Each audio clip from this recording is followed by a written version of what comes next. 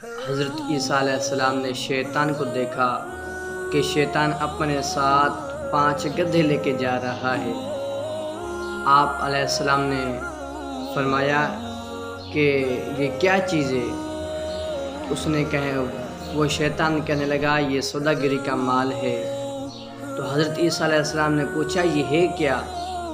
تو اس شیطان نے کہا یہ ظلم ہے اور تکبر ہے اور حسد ہے، خیانت ہے، مکر ہے۔